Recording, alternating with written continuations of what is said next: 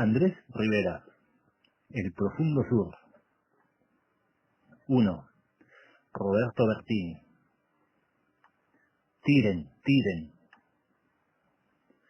Roberto Bertini apuntó a un tipo bajo y rubio, joven tal vez, que corría pegado a la larga pared de una esquina. Había elegido su blanco sin apuro, desde la caja del camión descubierto que se detuvo en esa calle de Buenos Aires, poblada de negocios judíos. Poblada, les dijeron, de judíos y de bolcheviques. De bolcheviques judíos, les dijo con una sonrisa filosa el hombre que gritaba tiren, tiren, como si le fuera algo más que la vida si ellos no tiraban. ¿Conocen acaso un bolchevique que no sea judío?, les preguntó el hombre de la tenue sonrisa filosa. ¿Acaso no son la misma cosa?, preguntó el hombre de la tenue sonrisa filosa, y empalideció. ¿Acaso no son ellos los que ocuparon la ciudad?, preguntó el hombre de la sonrisa filosa, y se rió, como si jadease, como si se quedara sin aire, y la palidez le llegó a las manos. Y Roberto Bertini pensó que el hombre de la cada vez más tenue sonrisa filosa, el hombre de gorra, casaca, correajes, cartuchera, botas, el hombre que gritaba todavía tiren, tiren, sería absorbido por el aire, trozo a trozo. Nunca antes había pensado cosas como esas. No había sol en esa calle de la ciudad, y un viento frío corría entre los árboles de la plaza, y por encima de las cabezas de los tiradores callados, las caras afeitadas, los ojos entrecerrados, los huesos de las mandíbulas marcados en la piel de las caras afeitadas, los hombres callados, las cabezas volcadas sobre las miras y las culatas de los fusiles, escucharon lejana la marcha de un tren hacia la llanura. Roberto Bertini sabía tirar. En el sur, allí donde hay cerros y lagos y pinos y rosas de pétalos anchos y heliótropos, y la luz del cielo es más pura que el aire más puro, y la noche en los veranos llega más tarde que en cualquier otro lugar de la tierra.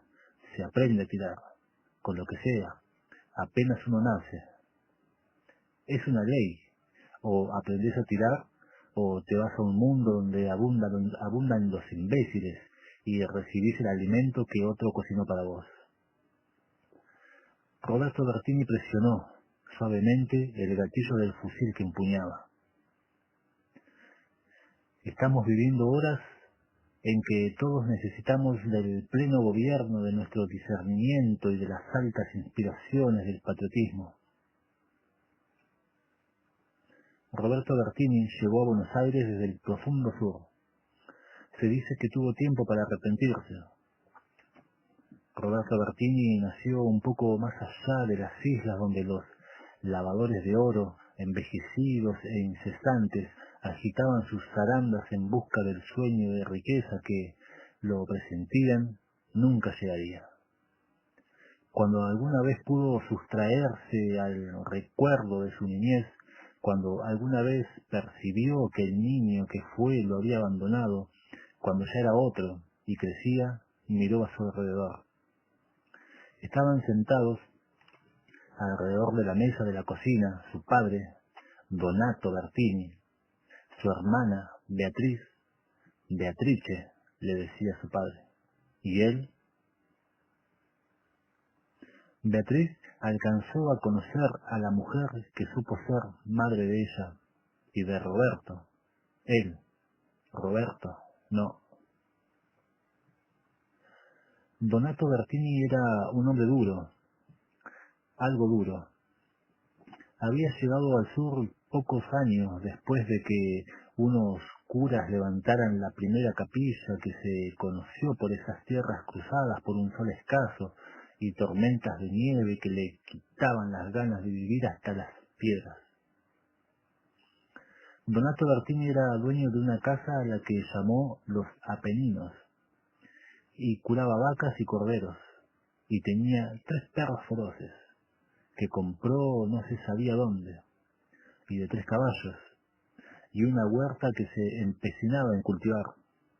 De allí llegaban a su mesa papas, zanahorias, algunas cebollas. Tampoco se sabía cómo llegaban la yerba para el mate y el mate cocido, el café, el vino y la ginebra para las lentas devastaciones a las que se sometía Donato Bertini los sábados por la noche.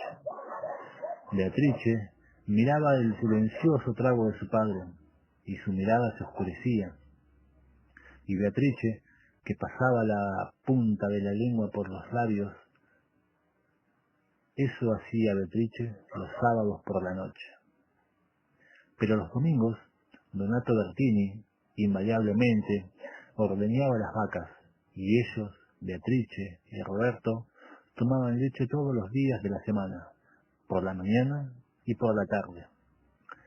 Así crecen, decía el padre, y miraba por la ventana de la casa el viento que aplastaba salvaje los copos de nieve contra el tronco de los árboles, contra sus ramas peladas, contra la oscura nada del día invernal.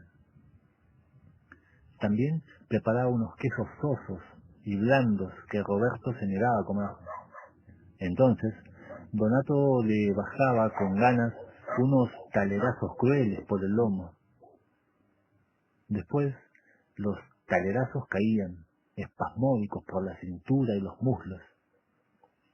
Después, Donato supo que no podría doblar a Roberto. Donato le ordenaba a Roberto que buscase a alguna vaca extraviada en los cerros, que no volviera sin el animal, que la comida había que ganársela. A mí, cuando era un pendejo, nadie me daba leche para que creciese. Usted es como los chilenos, necesitan recibir unos huascazos para que cumplan lo que se les manda. Donato llevó a Roberto al pueblo más cercano, un día de invierno. Llegaron a caballo hasta una casa grande de madera y de 2 pisos. Cuando entraron, Donato repartió apretones de manos, se tocó del ala del sombrero con la punta de los dedos, sonrió, frío, alto y duro. Donato se acercó a la ruleta y Roberto lo siguió. Un poco menos altos que su padre, turbado, floja la cara lampiña. Una mujer estaba atada a las aspas giratorias de la ruleta. La mujer era joven. La mujer tenía los ojos cerrados. La mujer estaba desnuda. Los hombres que rodeaban la ruleta hacían girar las aspas a la que estaba atada la mujer joven. Ganaba el número a que apuntara el sexo de la mujer. Los hombres apostaron. No parecían excitados. Apostaban al tiempo, a que el tiempo no les quemase las cosechas. Apostaban a que no bajaran en el mercado los precios de la hacienda. Apostaban contra la seca. Apostaban contra las inundaciones. Apostaban vanamente contra la vejez. Los hombres apostaron. Quien ganara se llevaba a la mujer. Era su dueño por lo que durase la noche. El ganador podía llevársela al segundo piso y encerrarse con ella, y desatar en ella sus terrores, o recordar en ella los crímenes que no cometió, la monotonía de los inviernos, las laceraciones que infligía a los que dependían de él, o dormirse, agotado, y dejar que la mujer se pasara las horas que la separaban del amanecer mirándose en el espejo del toilette. Los hombres que tomaban ginebra y fumaban habanos distribuyeron fajos de billetes en los números libres de la ruleta, y un empleado hizo girar las aspas a las que estaba atada la mujer joven. Donato miró con indiferencia, juego y jugadores. Un hombre soltó una risita breve y flemosa, Ese hombre tenía pocas canas en las patillas y era flaco, y además era alto. Vestía sombrero negro, saco negro, botas negras, y la piel de sus manos estaba quemada por el sol. Tampoco parecía excitado. El amigo Bertini enseñándole vida al cachorro, carraspeó el hombre de la risa flemosa. El padre de Roberto, sin alzar la voz, sin mirar hacia la barra, ordenó: otra vuelta de ginebra para los señores. El padre se sentó en una mesa y dio cartas a un hombre al que llamaban el doctor, que usaba también un sombrero aludo que le tapaba los ojos. El doctor, se decía, cortaba piernas, curaba fracturas, recomendaba yuyos que crecían en las laderas de los cerros para curar gripes crónicas, asistía a parturientas gritonas y a las penurias de agonías que se prolongaban, bochornosas más de lo que prevenían los familiares de los agonizantes, si es que los agonizantes tenían familiares, y oficiaba de árbitro a la hora de repartir las pertenencias miserables y las duraderas del muerto. El doctor, se decía, hizo traer de alguna ciudad de Inglaterra un Steinway. El viaje del barco que cargaba el piano duró 2 meses, desde Glasgow o Plymouth o Londres hasta un fondeadero del profundo sur. Allí quedó, en un galpón de troncos sin cepillar y telas embreadas. El delicado mueble, casi un año. Nadie avisó a el doctor de la llegada del instrumento, y el instrumento, por obra de un empleado diligente, retornó a Gran Bretaña, a Glasgow, a Plymouth, a Bristol, a Londres. La tan alabada flema insular aceptó la devolución. Podía esperarse lo que fuera de esa reunión de imprevisibles provincias y de su imprevisible humor, allá abajo donde termina el globo terrestre. Otro año y medio tardó el Steinway en regresar al profundo sur. El doctor lo afinó y hubo noches en que puso sus 10 dedos en el teclado del piano y tocó y tocó y tocó en el silencio de esa soledad interminable que desafiaba las supersticiones y la codicia de los hombres. Los paisanos detenían sus caballos y escuchaban en la oscuridad, sin mirarse, esa música que escribieron efusivos hechiceros de lejanas tribus.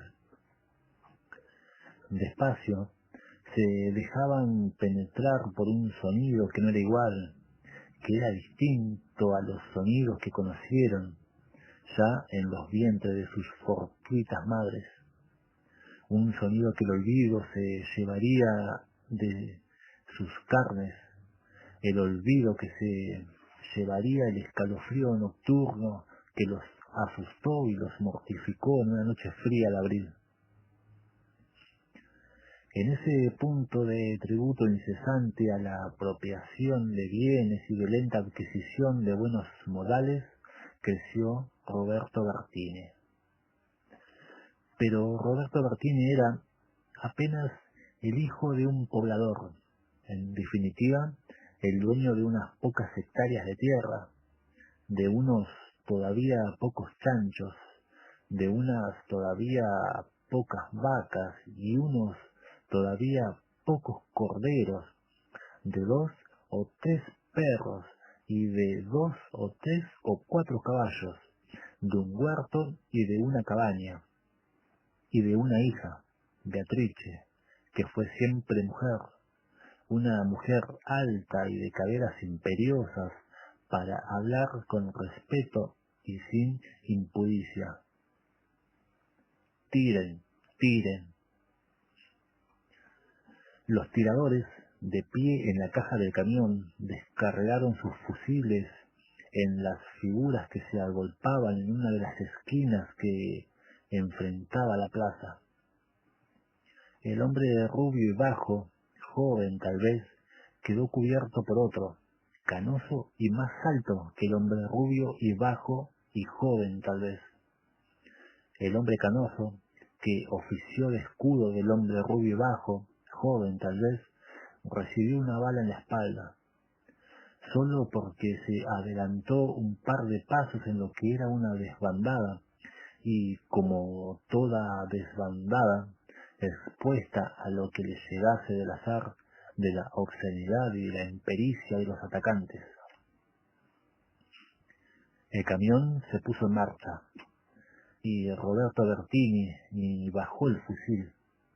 Halagado, se adjudicó el disparo que volteó en esa mañana sin sol a un tipo canoso en una calle de la ciudad que tenía bajas las persianas sobre puertas y ventanas de sus negocios y cerradas las puertas de sus casas.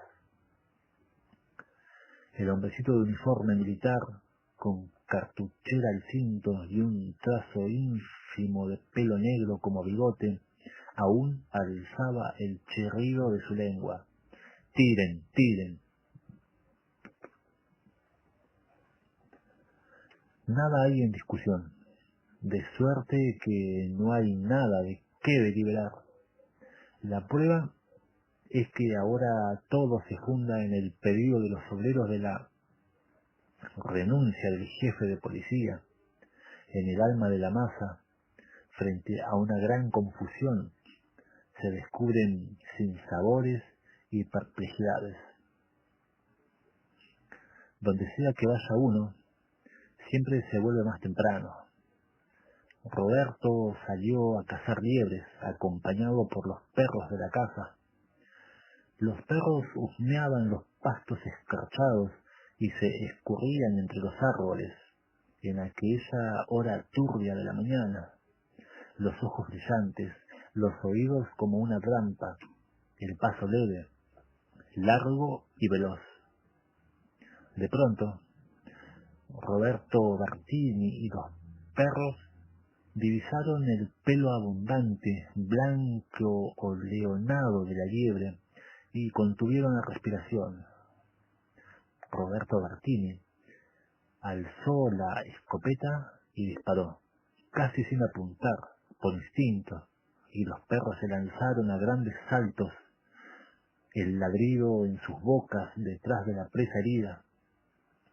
Los colmillos de la perrada despedían un fulgor opaco y la lengua roja les bailaba entre las mandíbulas babeantes.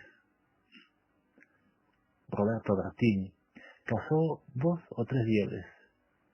Sintió como que se quebraba la escarcha bajo la suela de sus botas.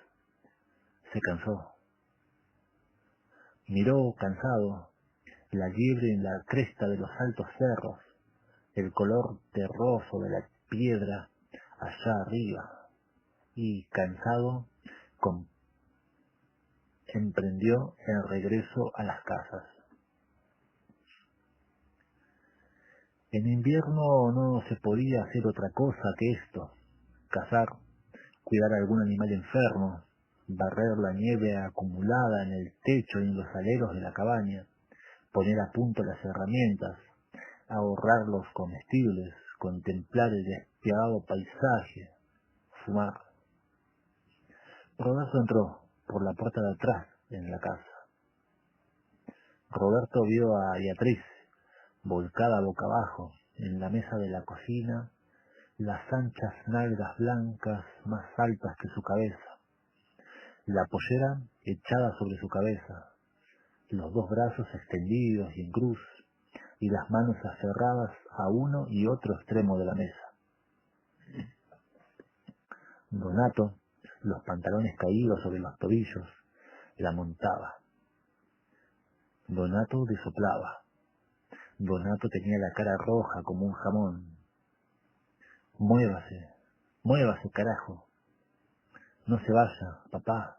Ahí, papá. Le digo que se mueva. Sí, papá, sí, sí, ahora, ya, no se me encoja ahora, ya. Donato apoyó las manos sobre la espalda de Beatriz y dejó que su mirada rodase, apagada, del techo de la cocina hasta la pared que se levantaba frente a la mesa. Donato se paró, los talones de Beatriz le rozaban los muslos, el frío que subía por ellos, la verga que le colgaba mustia entre las piernas. Donato murmuró alguna incoherencia de vencido. Beatriz, los ojos cerrados, preguntó sonriéndole al fragor del encuentro que se despedía, sonriéndose. ¿Una chupadita de tetas, papá? Donato no la escuchó. Se levantó los pantalones y, ciego a la claridad de la mañana, a las desnudeces de la muchacha tendida boca abajo, lánguida, perezosa, sobre la tabla de la mesa, y al futuro que la muchacha le imaginaba, volvió a murmurar: date vuelta. Roberto entró en la cocina, con la escopeta apuntando hacia el suelo, sujeta por el brazo derecho, y tiró sobre el fogón las liebres que había cazado. Hoy es un lindo día para comer un buen guiso, dijo, y se movió frente a ellos, camino a su pieza como si estuviera solo en la casa. Donato Bertini miró a su hijo con la vaga desesperación de quien no sabe ir ni retomar de punto alguno. Donato se derrumbó, sus huesos crujían y en meses o días la espalda se le curvó. También encaneció, también hablaba solo, olvidaba lo que dijo minutos antes, olvidaba atender a los animales y cuando lo advertía lloraba en el rincón más oscuro de los galpones. También vomitó alguna comida en la única alfombra de los Apeninos. Beatriz engordaba fruiciosamente y sonreía al paisaje. Una noche, Beatriz se deslizó silenciosa en la pieza de Roberto, antes de que Roberto se desvistiera. Esto no puede seguir así, susurró Beatriz, de pie frente a Roberto, y Roberto vio en la oscuridad fría que los rodeaba el brillo de los dientes de una mujer. ¿Y? Esperó Roberto. Que no puede seguir así. ¿No está claro para vos? Dijo Beatriz, los cuerpos rozándose. Vamos a perder todo, ¿entendés? Todo lo que hay aquí. No se va a morir mañana. Está viejo. Él lo dijo, pero no se va a morir mañana. Roberto pensó, cuando dejó de hablar, cuando hablaba, que había ido, que siempre iría más lejos de lo que acababa de ver. Pero con su hermana eso era inevitable. Queda pasado mañana. Y Beatriz rió, y el aliento tibio de su risa dio en la cara de Roberto. Olía a vino la boca de Beatriz. Roberto esperó. Las manos de Beatriz lo buscaron, y el aliento de Beatriz subió por la cara de Roberto. ¿Qué estás haciendo?, preguntó Roberto, flojo, entregado. Linda picha tenés vos. Grande, grande, dijo Beatriz, desabrochándole la camisa.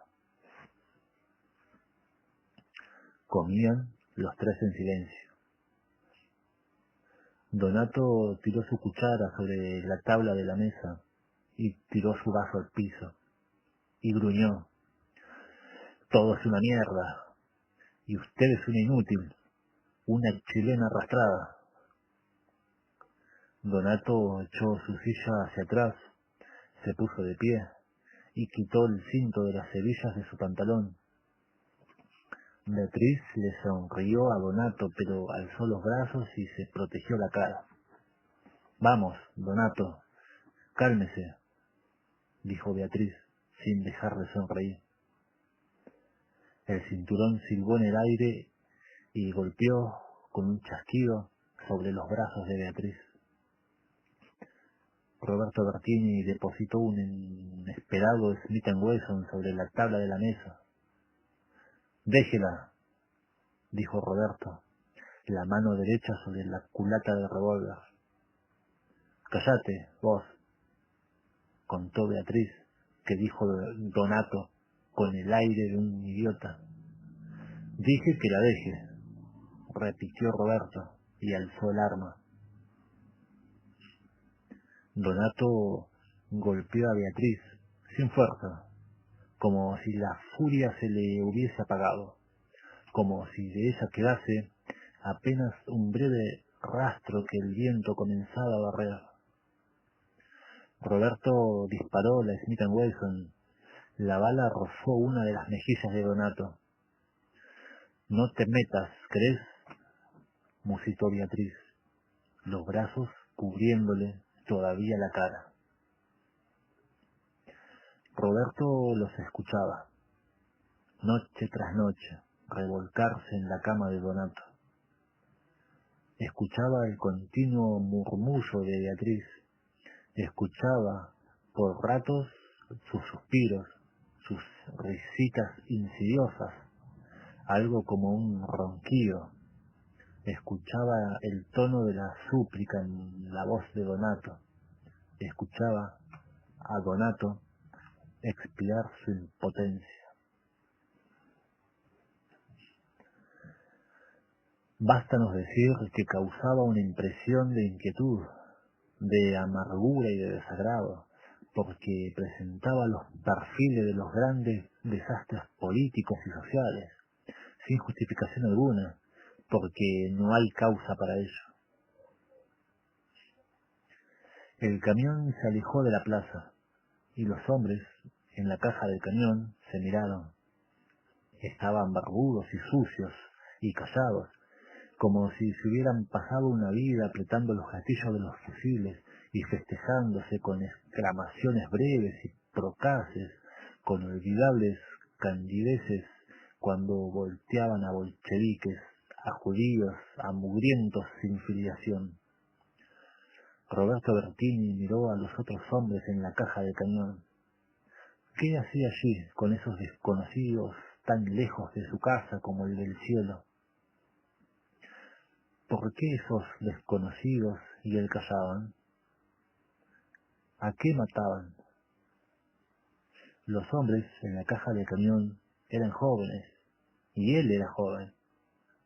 Y el camión recorría una ciudad de vidrios rotos, y lámparas de alumbrado rotas, y puertas trancadas, y árboles astillados por las balas. ¿Qué ciudad era esa? Él se había perdido en sus calles. Él había escuchado en las calles de esa ciudad la mezcla alevosa de lenguas de los extraños, y cuando la escuchó tuvo miedo, y odió a los extraños, y odió las abruptas declinaciones de sus lenguas, el mundo que lo ocultaban. Ese mundo no era el de Donato, y no era el mundo que había aspirado a ganar. Con la perpetua crispación de sus músculos, el padre del padre del padre de Donato. Entonces, en esa mañana porteña, porque era gris, Bertini tiró contra un mundo que no era el suyo. Estaba escrito, dijeron los pocos que llegaron a conocer a Roberto Bertini. Estaba escrito como el Padre Nuestro, como el nacimiento y como la muerte. Roberto Bertini miró a los otros hombres y supo que estaba sucio y barbudo y que estaba cansado. Roberto Bertini saltó de la caja del camión. Probablemente Probablemente recorrió monumentos de piedra y sus galerías que los dueños de la ciudad levantaron para agasajarse a sí mismos, y para que no se olvidara que fueron cultos, que fundaron diarios y fortines, que amaron a putas judías y a putas francesas, y les enseñaron a tomar mate, y que esperaron sin miedo a la muerte. Probablemente se entregó a los lugares comunes, y se dijo que era argentino porque bailó tango con una desconocida. Roberto escuchó el crujido de las maderas y sintió en la piel el olor de las maderas mordidas por el fuego. Miró la noche del sur por la ventana, vio lejos la palidez de la nieve en las puntas escarpadas de los cerros y corrió hacia la pieza de Donato. Entre las llamas que se alzaban como un cerco ondulante, Donato, las manos atadas a la cabecera de la cama, rugía e imploraba. Donato vio cómo Roberto se detenía ante las crepitaciones del fuego, cómo retrocedía ante las crepitaciones del fuego, y comprendió. Roberto salió al frío y a la oscuridad, y allí encontró a Beatriz. ¿Qué hiciste?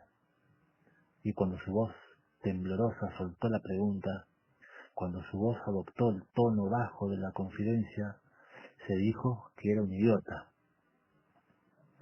Son americanos, dijo Beatriz, y le ofreció un paquete de cigarrillos. El comisario llegó a media mañana. Dio un par de vueltas alrededor de las cenizas de la casa, de algunos troncos ennegrecidos, de lo que quedaba del olor a carne y huesos calcinados. El comisario aceptó una taza de café, le sonrió, dijo las palabras que podían esperarse de él y se fue. Roberto embarcó rumbo a Buenos Aires.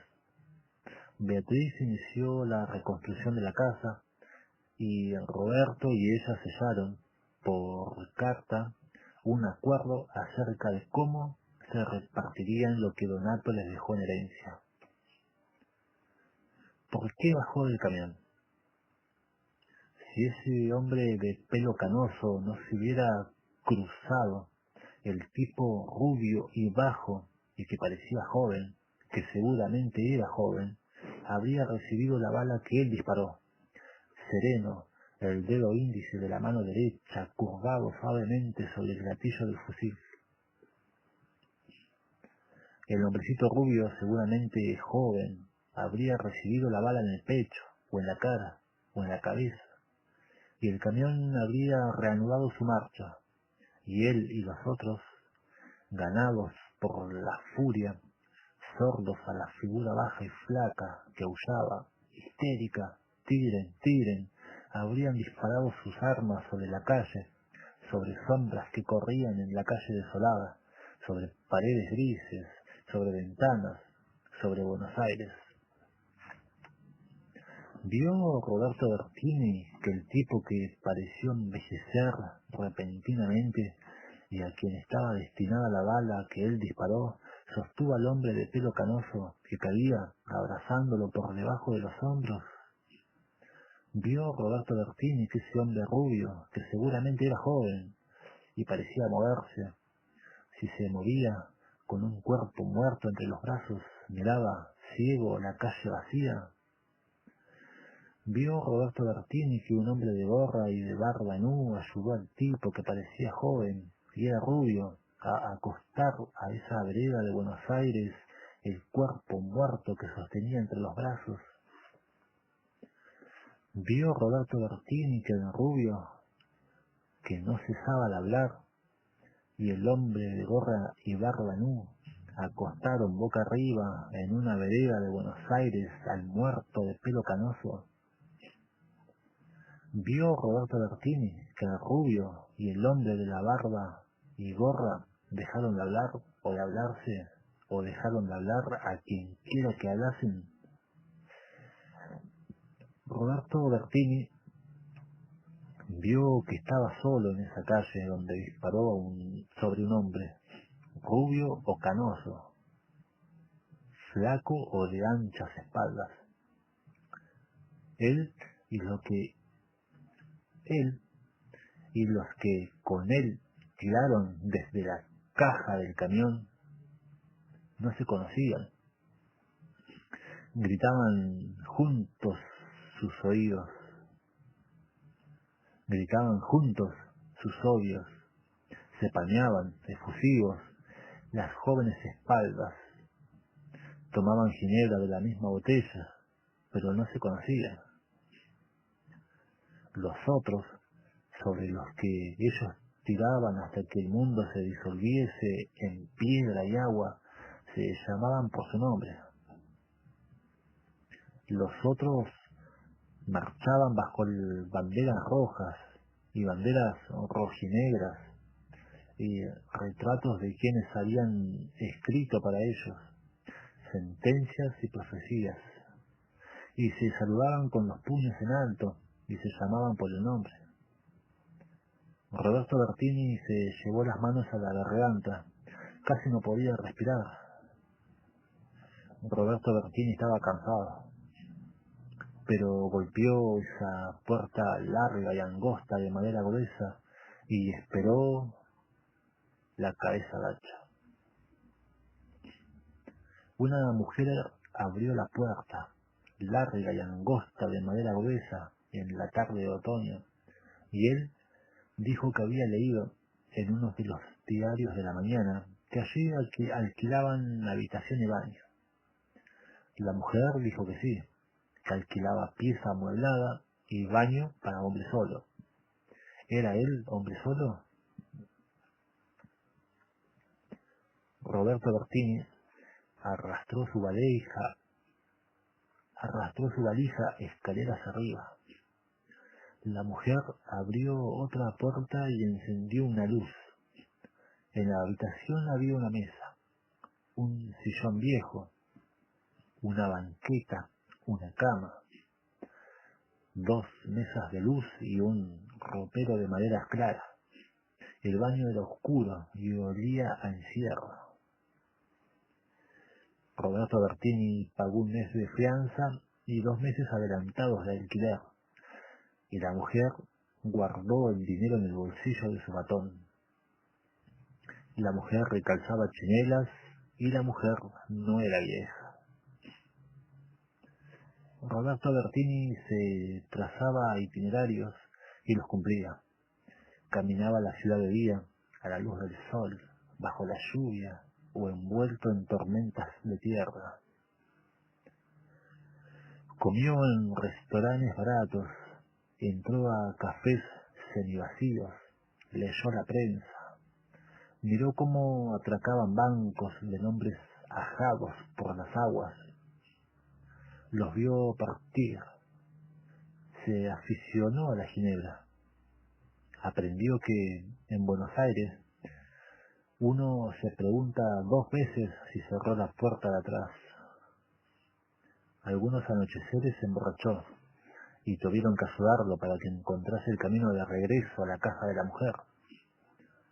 Ella sonreía cuando él, con la lengua todavía pastosa, se disculpaba por esos tropezones de inmigrante, por esos deslices, y prometía, sintiéndose deshonrado, que no volverían a repetirse. Pero Beatriz le remitía todos los meses un giro de absoluciones. Una noche, cuando Roberto Bertini le adelantó otros 2 meses de alquiler, ella le dijo que se llamaba Lotte y le dijo que podían tomar café si él le gustaba el café. Roberto Bertini balbuceó que tomaría con mucho gusto café y que no tenía que salir. Lotte era ese tipo de mujer que enseñaba.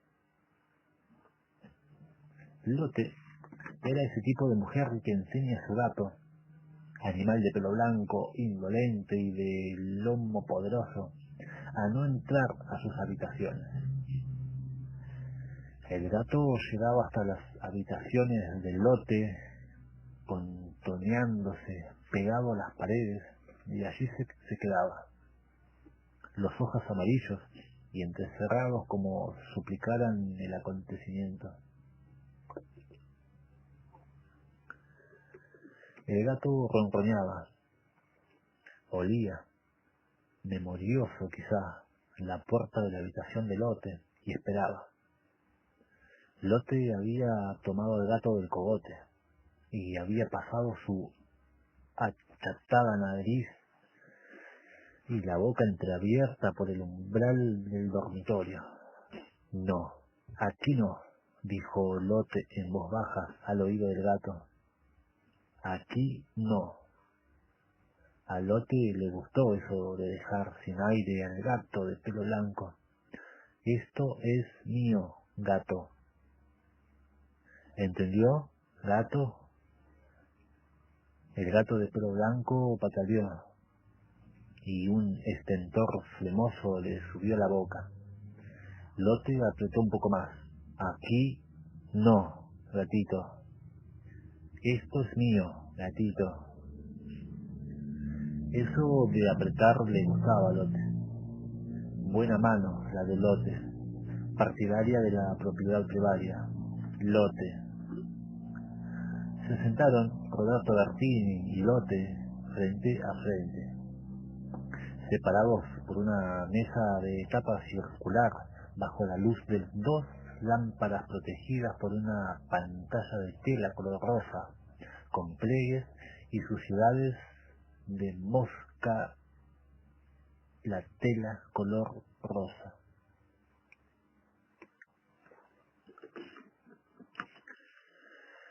Lote sirvió un café humeante y oloroso en tazas pequeñas y de color azul, con doncellas y príncipes que danzaban en la loza de las tazas de color azul.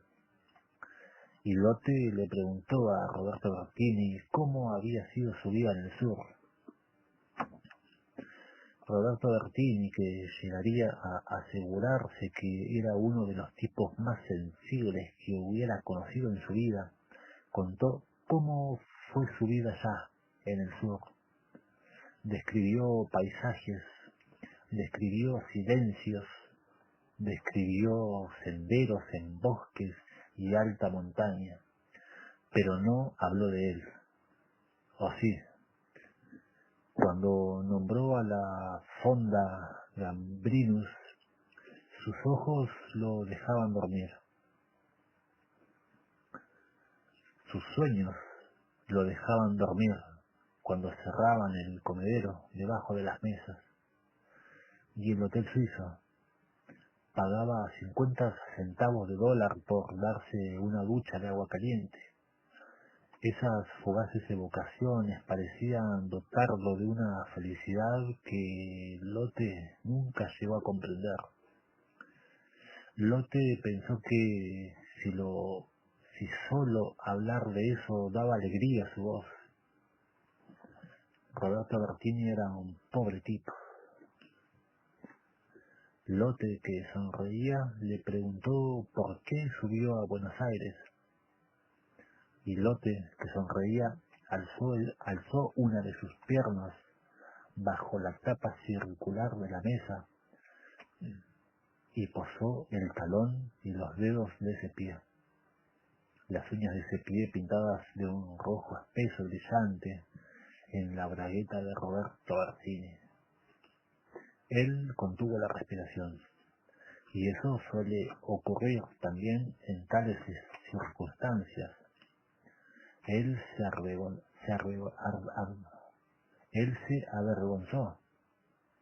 La cuantiosa tira de carne que oscilaba entre sus piernas y que, en tiempos que vagaban por su memoria, execrados y sin nombre, Beatriz había manoseado, se erizó.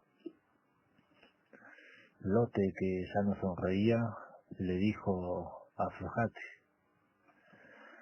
Roberto nunca supo si se aflojó. ¿Sigo? Preguntó Lotte, que frotaba talón y dedos de su pie contra la bragueta de Roberto Bertini, bajo la luz que descendía de las lámparas de radiación débil y quizás a punto de extinguirse. Él no la miró. Él cerró los ojos. Él palideció y se ruborizó. Alternativamente, él apoyó la cabeza en el respaldo de la silla. A él le temblaron los labios, como si estuviese a punto de llorar. Lotte se levantó, rodeó la mesa y se arrodilló frente a Roberto Bertini y le sonrió. Lotte le desabrochó la bragueta. Vio, por fin, las puertas de la casa de Lotte. La vio a ella, a Lotte, desnuda, sentada sobre él. «Atame», musitó él, y Lotte le ató las manos a los barrotes de la cabecera de la cama, y desnuda subió sobre él, subió su culo grande, redondo y blanco, más arriba del pecho de Roberto Bertini, y él olió las arideces de la vulva de ella, y Lotte montó sobre la cara de él, y el gran culo blanco de Lotte y el tajo negro que dividía el gran culo blanco de Lotte sobre la cara de Roberto Bertini llevó a Roberto Bertini a algo que era abyecto y que deseaba la última fibra de su carne. Roberto Bertini vio la puerta de la casa de Lotte. Roberto Bertini vio los primeros resplandores del amanecer en la puerta larga y angosta de madera gruesa de la casa de Lotte. Roberto Bertini abrió la puerta de la casa de Lotte, entró y cerró la puerta con doble llave. Roberto Bertini, de pie en la oscuridad tibia del zaguán, escuchó lejos un disparo, y otro, y otro. Pensó en la ciudad, sobre las piedras de la ciudad, el enfado y los boatos de algún fuego. Roberto Bertini no volvió a pisar las calles de la ciudad, y después, como se suele decir, ya nada importó.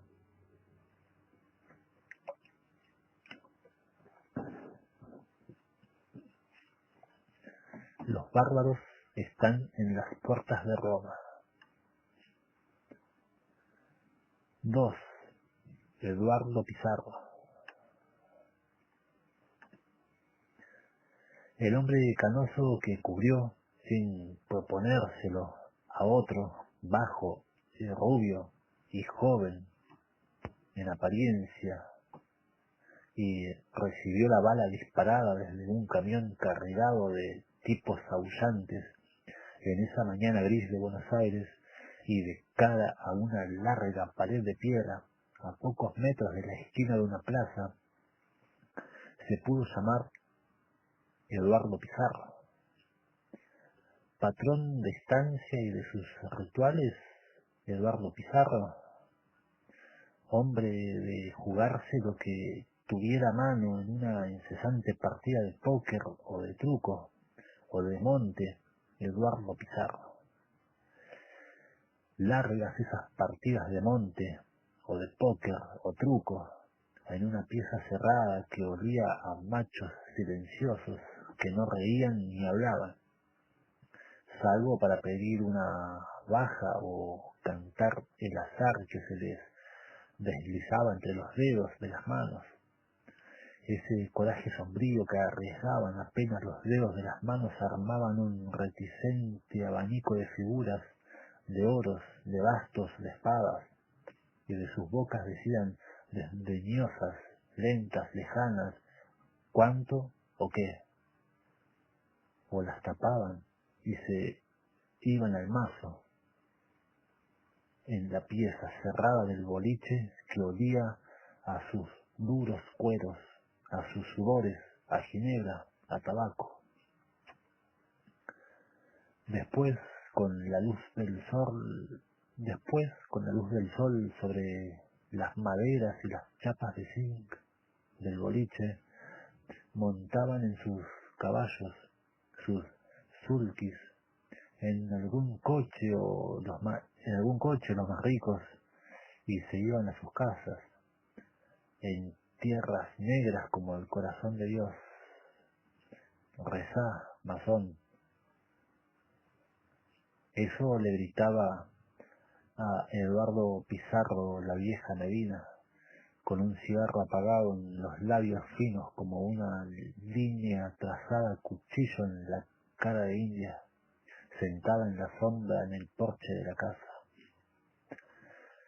Eduardo Pizarro esbozaba una sonrisa en la boca con gusto a alcohol y a sed, y se tocaba con 2 dedos de su mano derecha el ala del sombrero. Iba al paso el caballo de Eduardo Pizarro, y la vieja Medina contemplaba esa figura de hombre alto, de anchas espaldas y cabello prematuramente encanecido, y manos tan fuertes como ella nunca conoció en otro que no fuese él. La vieja Medina había criado a Eduardo Pizarro y lo vio crecer en esa tierra, y vio crecer sus espaldas, piernas y brazos. Y cuando todo eso dejó de crecer, supo que era hora de que se dedicase a fumar cigarros que abultaban el bolsillo del vestido que bajaba sobre sus lentos huesos. A Eduardo Pizarro le gustaba la penumbra, la sensación de frescura y de silencio que la penumbra concedía a esa pieza de techo alto que él llamaba su despacho, y que había amueblado con un catre, un escritorio de 7 cajones y tapa enrollable y una silla giratoria. Eduardo Pizarro se quitaba las botas y abría el cajón central del escritorio, y sacaba del cajón central del escritorio un taco de hojas en blanco y lápices. Eduardo Pizarro escribía poesía.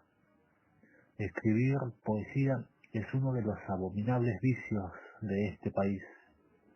Persistente, el vicio de cuya autoría Eduardo Pizarro no tuvo dudas, por eso detestaba a Leopoldo Lugones.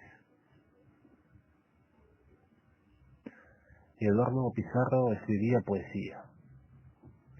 Eduardo Pizarro estaba persuadido de que la poesía adquiría, pese a ella misma, un valor social que nada podía sustituir cuando tomaba la palabra en tiempo de catástrofe.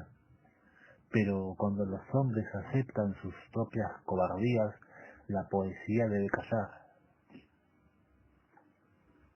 Cuando Eduardo Pizarro dejaba de afilar la punta de sus lápices, cuando dejaba caer uno de esos lápices sobre las hojas en blanco que quedaban en el taco de papel, leía lo que había escrito. Eduardo Pizarro, después de leer lo que había escrito, respiraba hondo, miraba los rayos del sol sobre su escritorio desnudo, sobre las hojas en blanco, y reunía lo que había escrito, como si esas hojas fueran un mazo de naipes, y prendía fuego a las hojas escritas y reunidas como un mazo de naipes cerrado. Eduardo Pizarro, los pies desnudos, se tiraba vestido en el catre y dormía unas horas. Eduardo Pizarro dormía de cara al techo alto de su despacho, despierto. No lloraba sus infortunios si los tenía. Dormido, no soñaba.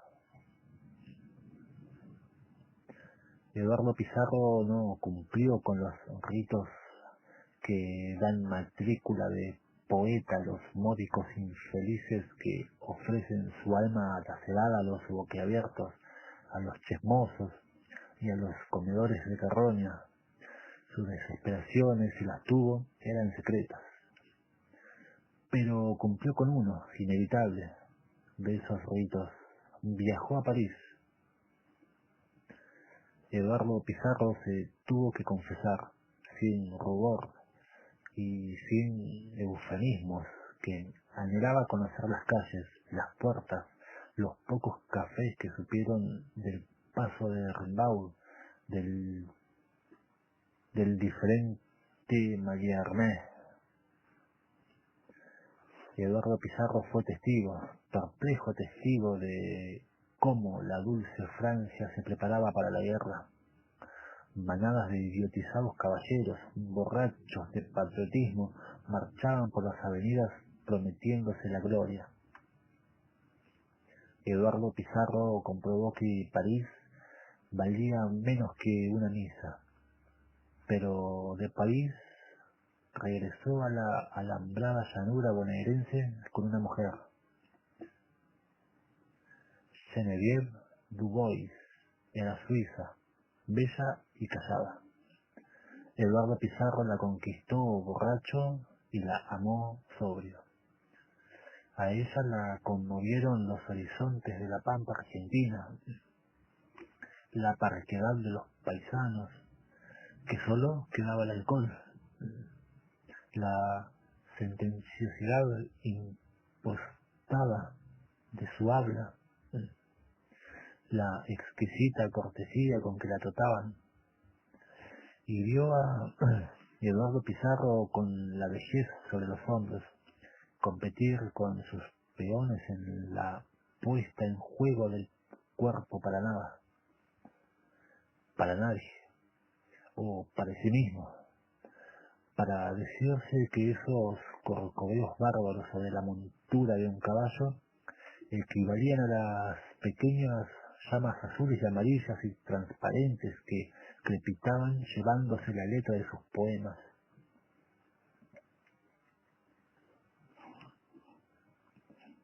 Eduardo Pizarro retomó su lugar en la mesa de juego. Eduardo Pizarro se excedía en todo, como poeta que era, como patrón de estancia que era, por designio canónico o por hábito. Se le ensancharon tal vez las espaldas y comía, al pie del asador, mucha carne y grasa, y no tenía medida para el vicio. Pasó 2 días y 2 noches de putas y naipes en el pueblo. Las putas eran viejas también, pero la fortuna la acompañó en el juego, frío, inescrutable. Ganó una partida tras otra, en una pieza donde había olor a sudores de hombre. La vieja Medina, que era ya un pequeño saco de cuero y huesos quebradizos, llamó una mañana a Eduardo Pizarro, que volvía del pueblo al paso del sutoriano, el sombrero echado sobre los ojos.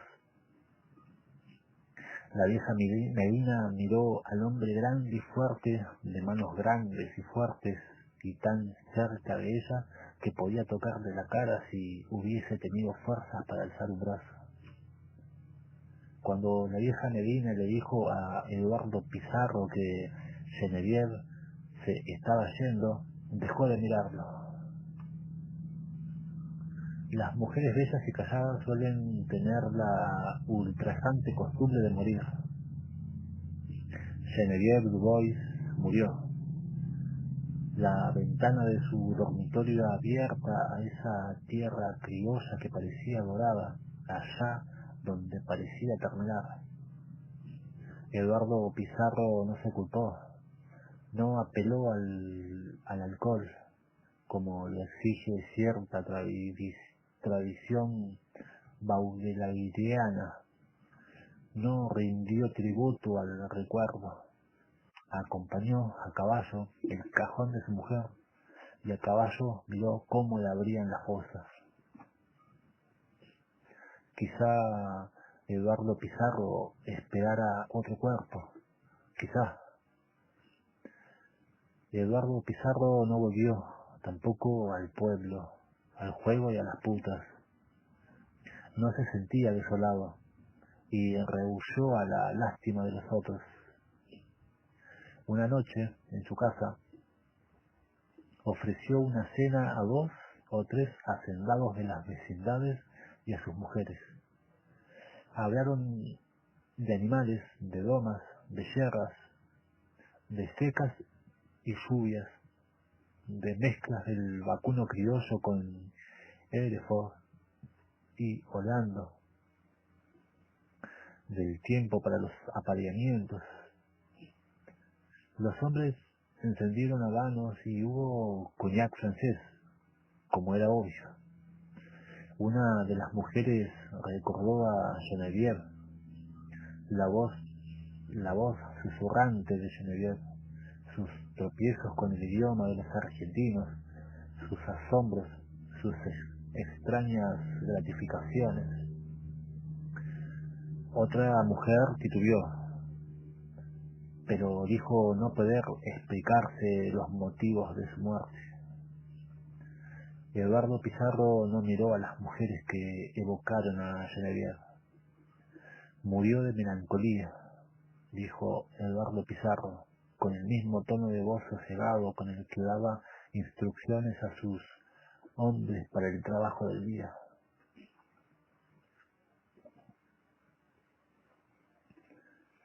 Eduardo Pizarro leyó en La Nación que se sucedían desordenadas manifestaciones con banderas rojas y rojinegras cubriéndolas, que el ejército al mando de uno de sus más prestigiosos generales y la policía con la cooperación de civiles se esforzaban por restablecer el orden y la ley, que la Liga Patriótica Argentina, con la firma de algunos de los apellidos más conspicuos de la sociedad porteña, convocaba a la ciudadanía a defender el país de la marea bolchevique.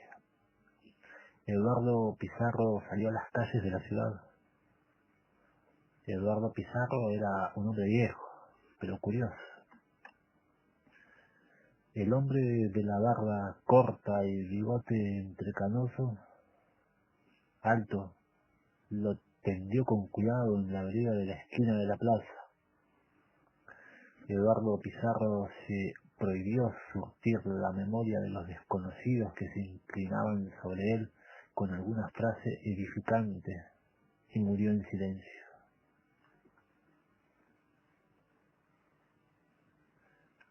3.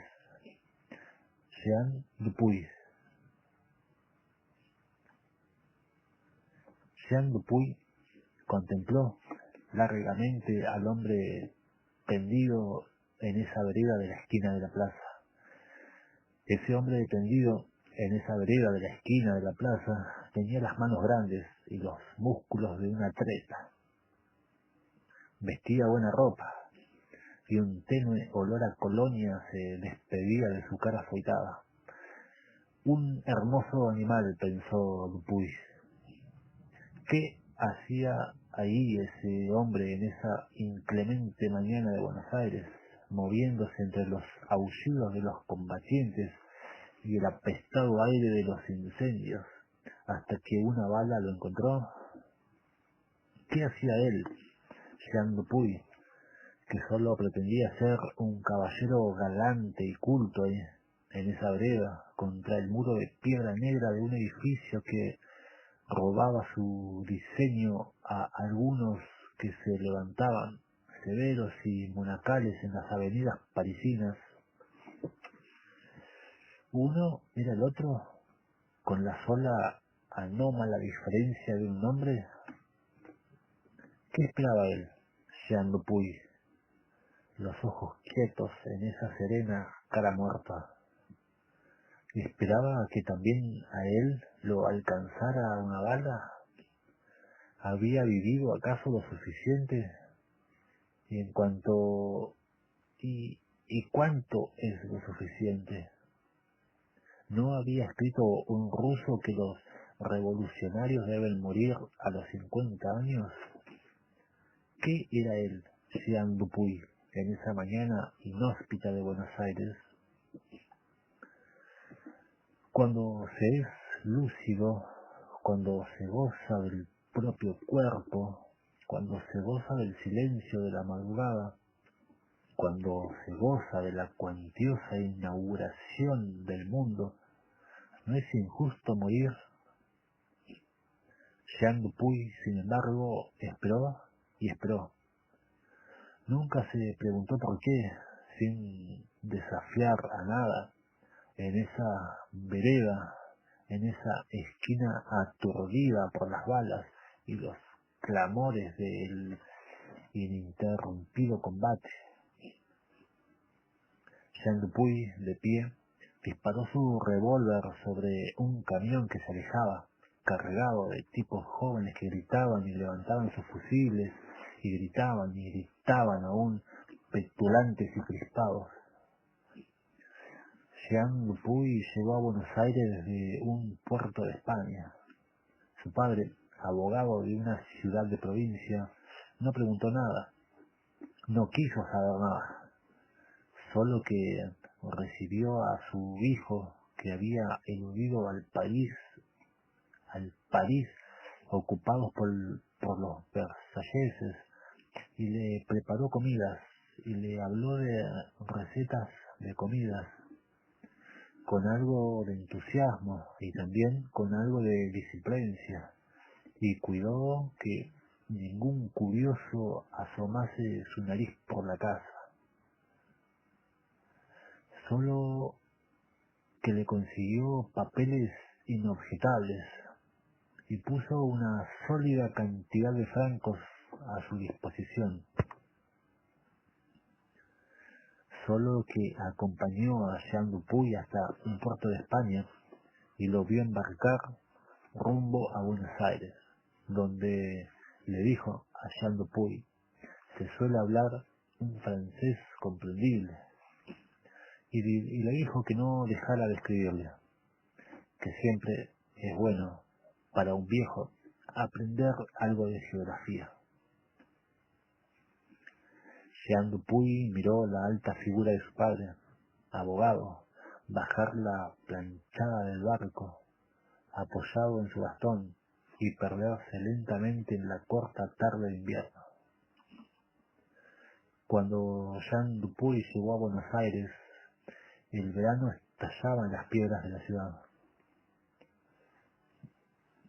Jean Dupuy compró un local en un barrio de ricos e instaló una librería. Los ricos de Buenos Aires efectivamente leían y hablaban francés, como si fueran habitantes de París. Los ricos de Buenos Aires efectivamente compraban libros, lucían respetables los libros, alineados lomo a lomo en sus vastas bibliotecas.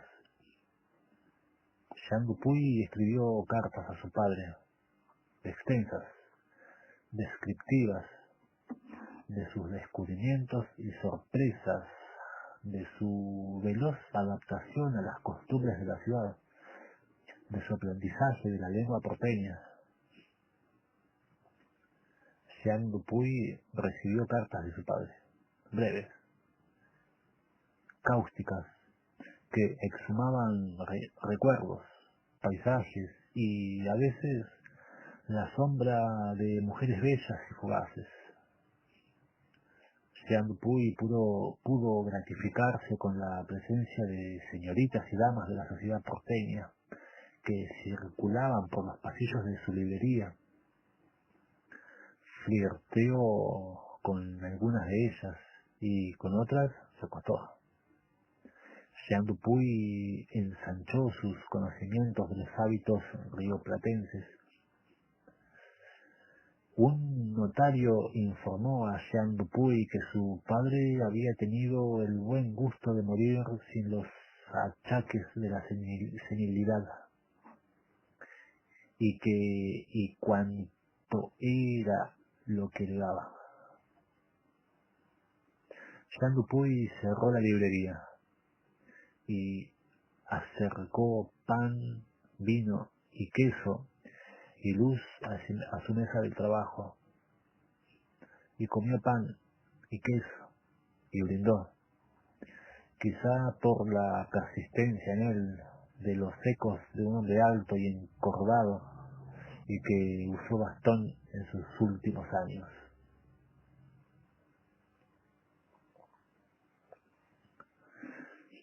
No era la primera vez que Jean Dupuy tiraba contra hombres trastornados.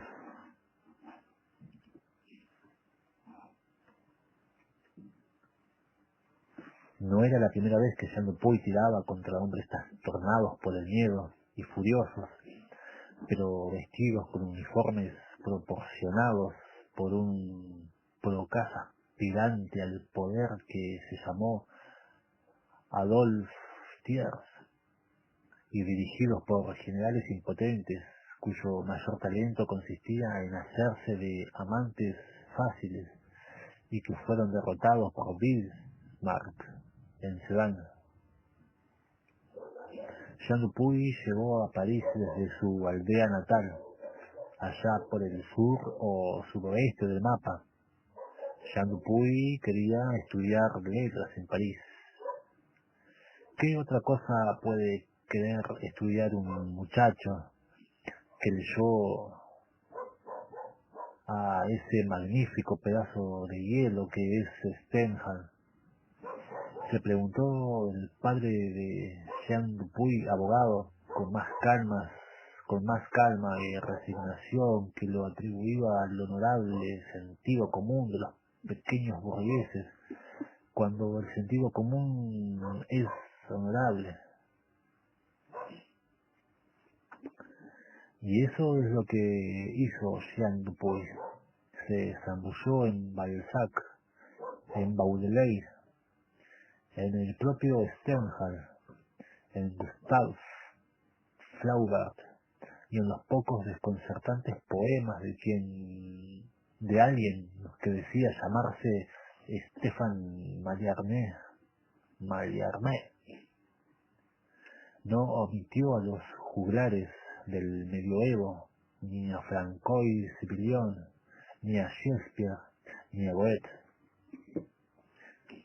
Cuando Napoleón III abandonó el trono de Francia, corrido por los sucesivos y abominables fracasos de sus ejércitos en la guerra franco-prusiana y por la instauración de la Comuna de París, alguien se rió en la cara de Jean Dupuy y le preguntó qué carajo decían el arte y la belleza a los que morían a mano de la soldadesca de los burgueses exquisitos. El exabrupto enmudecía a Jean Dupuy cuando las conversaciones a las que asistía giraban más hacia la necesidad que hacia alabanza de la música, de la pintura, de la poesía. Supo si en el París asediado por la tropa de Thiers, que esa pregunta es tan vieja como el hambre de unos y la saciedad de otros.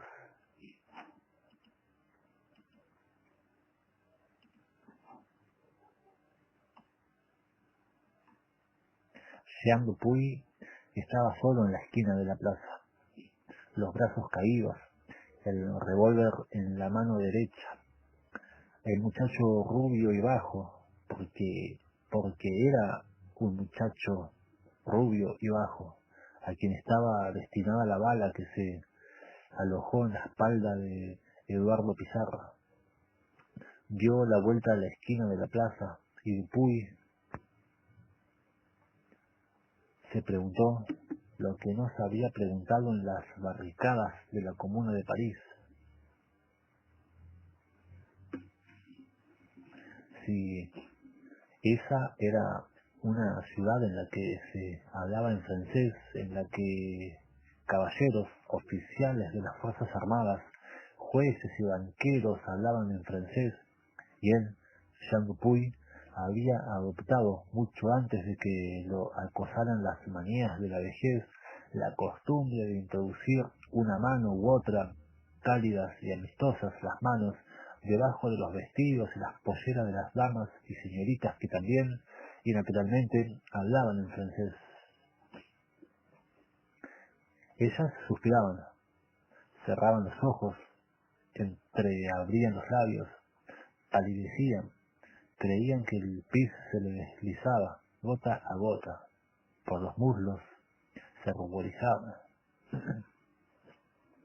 En esa ciudad, Jean Dupuy comenzó a envejecer. En esa ciudad en la que comenzó a envejecer, Jean Dupuy se preguntó, revólver en mano, por qué él se colocó de este lado y no del otro. ¿Por qué estuvo del lado de los comuneros? ¿Por qué? ¿Por qué era joven? Si era por eso, no había jóvenes entre los batallones de campesinos que dispararon contra ellos y los acuchillaron en las calles de París. ¿Por qué, ahora que era viejo, no disparaba desde los camiones que cargaban a tipos crispados y petulantes? ¿Por qué no se quedó en la aldea de su padre? ¿O en la librería? En un año, en 2, en 5, la Asamblea Nacional decretaría una amnistía, y el joven Jean Dupuy podría acogerse a ella y casarse con Fanny Lambert, que sabía de compra y venta de casa y tierras, y de chupar lo que hay que chuparte en el cuerpo hasta que quedas exhausto y roncas como un agónico en las tristes tardes de otoño sobre la interminable cama de la mujer que sabía de negocios y que tenía unas tetas pálidas y gordas y que te chupaba lo que hay que chupar como ninguna otra mujer que hayas conocido. ¿Por qué él, del lado de los comuneros? Por su origen. Su padre era abogado. Su padre era abogado de rentistas, de campesinos astutos y sórdidos, de médicos rurales. Próspero, claro, su padre, y viudo, insatisfecho y fatigado. Su abuelo se había beneficiado en los años de la Revolución con el reparto de tierra de los nobles que Napoleón respetó, pero a cambio le exigió combatir en las filas de sus ejércitos. Entonces, ¿qué decía su origen? Las tetas de Fanny Lambert. Don Domingo Faustino Sarmiento era un hombre que nunca terminaría de cobrarse las cuentas que tenía con el mundo, eso se sabía. Pero entró a la librería de Jean Dupuy en una mañana de otoño, silenciosa y limpia. Don Domingo entrecerró los ojos hasta que se acostumbró a la tenue penumbra del local. Sus labios se movieron en lo que debió ser un saludo, sin mirar a Jean Dupuy, y su cabeza, su gran cabeza calva, se inclinó levemente, acompañando tal vez el susurro que emitió su boca. Después pasó de una mesa a otra, leyó los títulos de algunos libros, algunos Libros los hojeó, en otros se detuvo en alguna página. Si se observaba cómo iba vestido, podía concluirse que no le interesaba la elegancia. Se decía que don Domingo rendía pleitesía a los uniformes, pero esa mañana vestía pantalones anchos, chaleco y un largo sacón azul de bolsillos abultados.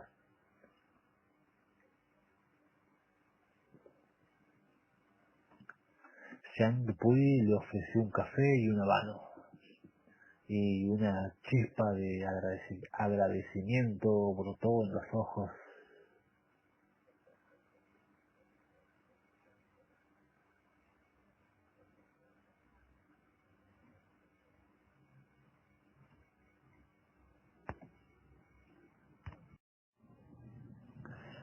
Jean Dupuy le ofreció un café y un habano, y una chispa de agradecimiento brotó en los ojos de Sarmiento.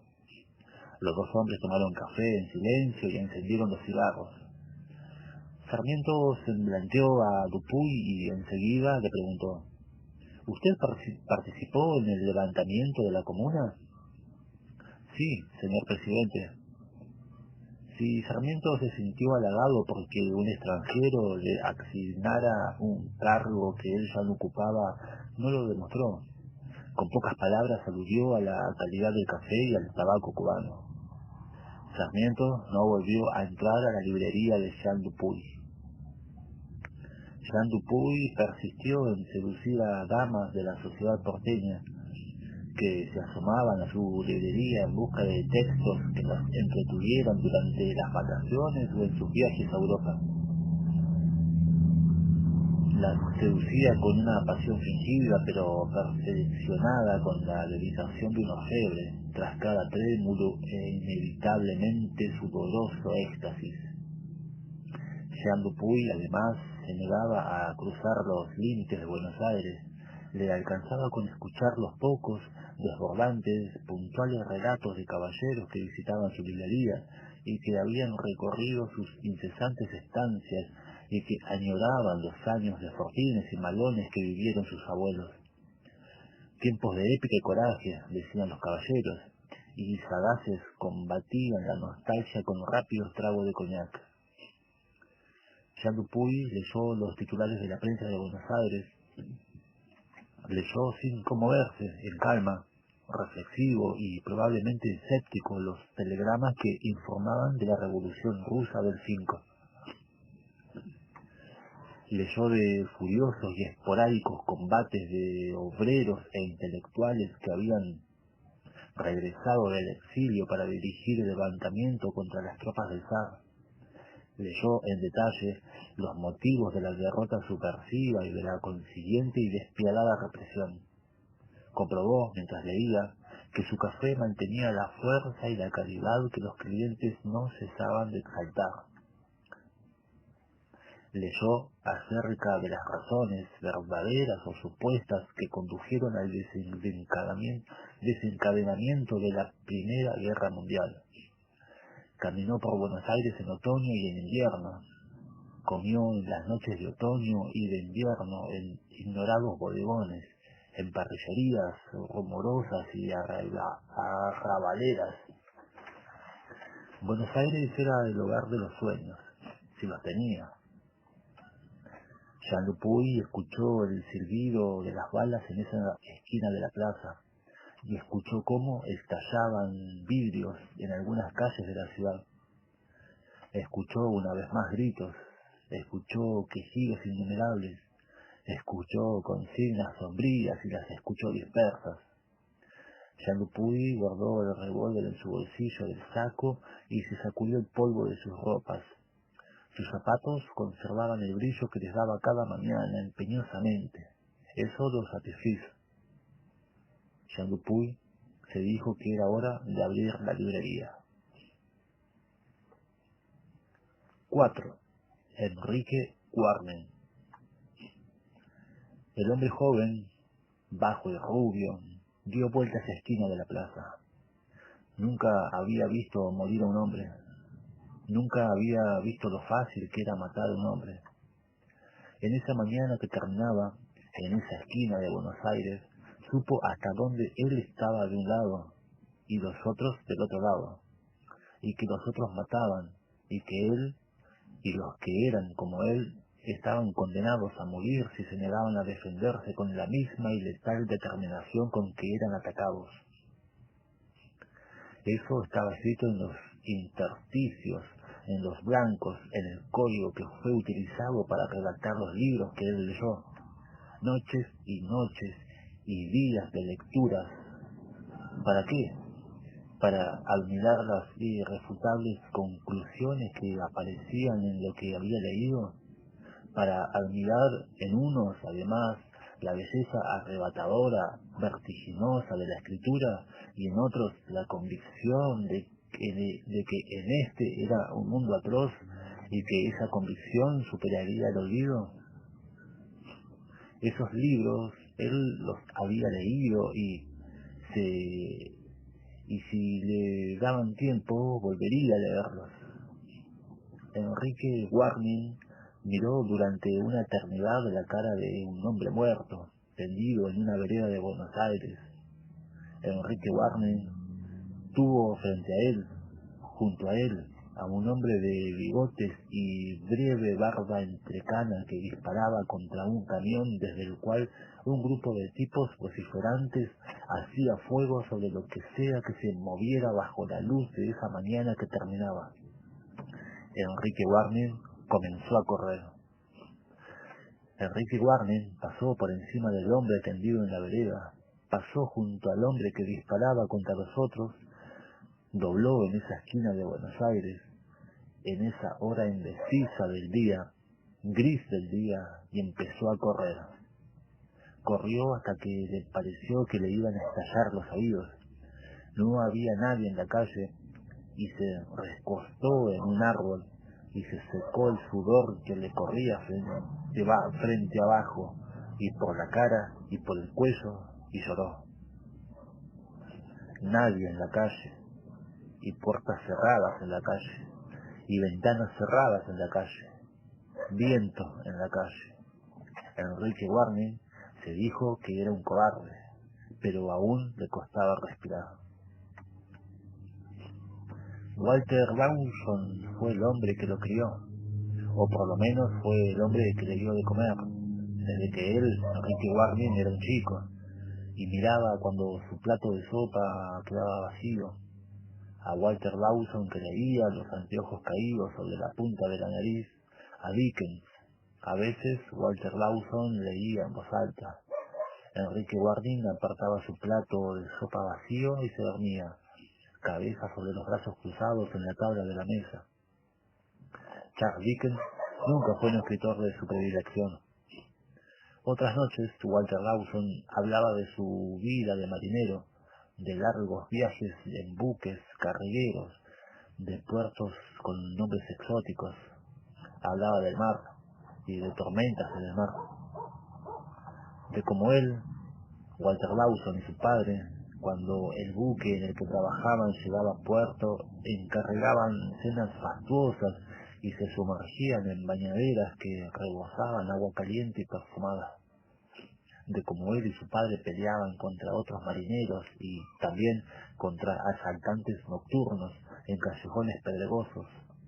Peleaban hombro a hombro. Descubrieron, dijo Walter Lawson, que había un pacto secreto que los unía, indescifrable el pacto. No eran borrachos. Les gustaba el whisky, pero no eran borrachos. Y cuando podían, y siempre que podían, guardaban una parte de la paga. Amaban también a las mismas mujeres. Enrique Warning nació de una relación fortuita de su padre con una hija de galeses, tan al sur de la Patagonia como uno puede imaginar. Los padres de la muchacha la enviaron a Inglaterra con sus abuelas. Los marineros no entraban en la tabla de los yernos aceptables, y el padre de Enrique Warning era marinero, o eso dijo Walter Lawson en algunas frías noches patagónicas. Y Walter Lawson y el padre de Enrique Warning Celebraron con repetidos tragos de whisky la partida de la galesa y volvieron a coincidir en las mismas mujeres. Walter Lawson y el padre de Enrique Warren compraron unas 1000 hectáreas de tierra que miraban al Atlántico y se dedicaron a criar ganado. No les fue mal. ¿Por qué un hombre mata a otro? ¿Una palabra de más? ¿Un agravio que se carga por años como una herida putrefacta? ¿Un resentimiento que de pronto estalla? ¿Una cuenta que hay que saldar para estar conforme con uno mismo?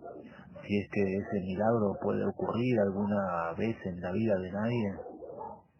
El padre de Enrique Warren esperó a un tipo en un recodo del sur, cerca del mar, y lo mató. Y eso fue verdad, no la fábula que Walter Lawson contó por años a un chico que se dormía, la cabeza sobre sus brazos cruzados y los brazos cruzados sobre la tabla de la mesa. El pánico desvió el tiro del otro. El padre de Enrique Warren acertó y el tipo quedó boca abajo con una bala en el corazón. El padre de Enrique Warren pasó a Chile y allí, en Valparaíso, embarcó en un mercante escandinavo, y eso fue lo último que Walter Lawson supo de su amigo. Enrique Warren tenía ya 5 años. Walter Lawson miró una vez más por la ventana del sanatorio, por esa única ventana del sanatorio, los picos nevados de los cerros. Walter Lawson suspiró y le preguntó al doctor cuánto tiempo le quedaba. El doctor le dijo a Walter Lawson cuánto tiempo le quedaba. Walter Lawson regresó a la cabaña que compartía con Enrique Warren y dijo que no tenía apetito, que mejor cenara solo. Walter Lawson se sirvió un vaso de whisky y esperó que el muchacho terminara de cenar. Enrique Warren no recordaría muchos años después si Walter Lawson le había preguntado si hacía frío. Quizá no. Quizá Walter Lawson no preguntó si nevaba. Quizá Walter Lawson no echó unos leños al hogar. Quizá no avivó siquiera los fuegos del hogar, y quizá sí. Se acostaron. Walter Lawson, cuando llegaron las primeras luces del día, se voló la cabeza de un balazo. Nadie en esa calle, salvo él, Enrique Warren. No circulaban tranvías ni coches en la ciudad, y Enrique Warren, cansado, empezó a caminar rumbo a ningún lado.